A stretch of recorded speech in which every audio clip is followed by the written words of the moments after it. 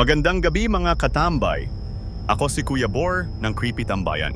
Kung mahilig ka sa mga kwentong kababalaghan, misteryo, at kilabot, huwag kalimutang mag-like, share, at subscribe. Ngayong gabi, isang kwento ng takot ang ihahatid ko sa inyo. Isang kwentong hindi malilimutan ng kahit sinong nakatira sa lumang boarding house na iyon. Handa ka na ba? Simulan na natin ang kwento. Ang kandila sa hagdan. Ang bida. Si Marco, isang 23 anyos na probinsyanong lumuwas ng Maynila para makapagtrabaho. Tahimik, seryoso, pero mahilig sa mga kwentong kababalaghan. Unang gabi pa lang ni Marco sa boarding house ay nakaramdam na siya ng kakaiba. Luma ang bahay, puno ng lumang kasangkapan at amoy kahoy na pinasukan ng ulan. May 10 kwarto ang bahay at puro lalaki ang umuupa. Karamihan sa kanila, halos ayaw magkwentuhan, kanya-kanyang mundo, kanya-kanyang kwarto.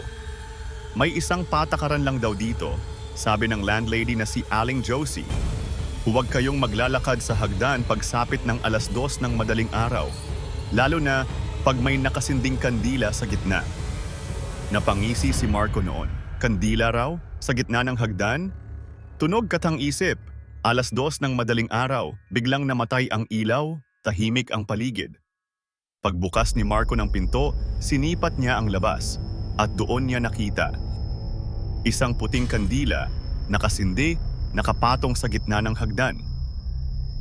Walang tao, walang anino. Tanging apoy lang ng kandila ang naglalakbay sa dilim. Tumindig ang balahibo ni Marco. Isinara niya agad ang pinto, nilakasan ang dasal at kinabukasan, tinanong niya ang mga kasamahan. Sino ba nilalagay yung kandila? Trip niyo ba ako? Ngumiti lang ang ilan. Ang iba, umiwas ng tingin.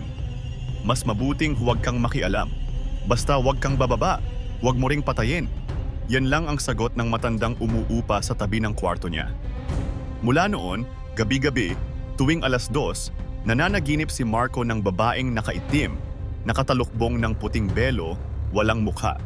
May dala itong kandila habang dahan-dahang umaakyat sa hagdan. Ang kandila, laging tumutulo ng itim na wax. Nagigising si Marco, pawis na pawis.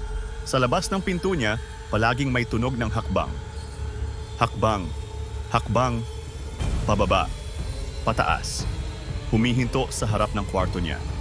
Kinabukasan, lagi niyang makikita ang itim na bakas ng paang may langis sa sahig. Pero paglilinis kinabukasan, parang nawawala rin. Isang gabi, hindi na nakatiis si Marco. Hinintay niya ang 2:00. Pagsapit ng oras, patay ang ilaw. Naroon na naman ang kandila sa gitna ng hagdan. Huminga siya ng malalim, nilapitan ito, at sa ilalim ng kandila may mga ukit na salita sa kahoy ng hagdan. Huwag kang bumaba. Pero huli na. Sa dulo ng hagdan, unti-unting lumitaw ang babaeng nakaitim. Kalahating katawan lang. Walang mukha. Nakatalukbong. Dahan-dahan itong umaakyat, tila lumulutang, bitbit ang kandilang may itim na apoy. Tumakbo si Marco pabalik ng kwarto, pero sa bawat hakbang niya, parang lalong humahaba ang hagdan. Parang hindi siya umuusad. Parang nilalamon siya ng bahay. Nang makapasok siya sa kwarto, binuksan niya ang ilaw, bumalik ang kuryente. Wala na ang babae, wala na ang kandila. Pero sa ilalim ng pintuan niya, may tumulong itim na wax. 3 buwan na si Marco sa boarding house. Hindi siya lumilipat. Hindi niya alam kung bakit. Tuwing 2:00, hindi na niya pinapansin ang kandila. Pinapakinggan niya na lang ang mga hakbang sa labas ng kwarto. Minsan, may kaluskos, minsan may pabulong. Isang gabi, ikaw na ang magdala ng kandila. Hanggang isang gabi, natagpuan ni Marco ang sarili niya. Hawak ang kandila. Pababa ng hagdan. Hindi niya alam kung paano siya napunta roon. Hindi niya alam kung bakit siya nakangiti. At sa kanyang paglingon sa salamin, nakita niya ang sarili, nakatalukbong ng puting belo. Walang mukha. May mga bagong umuupa ngayon sa boarding house.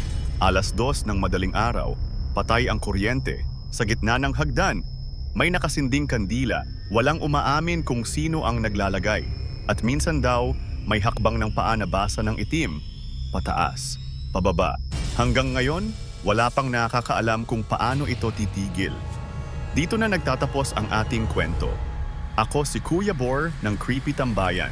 Kaya huwag kalimutang mag-like, share at subscribe. Kung may sarili ka ring kwento ng kababalaghan, isend mo lang sa tambayancreepy@gmail.com. Hanggang sa susunod na kwento ng katatakutan mga katambay, ingat kayo palagi at paalam.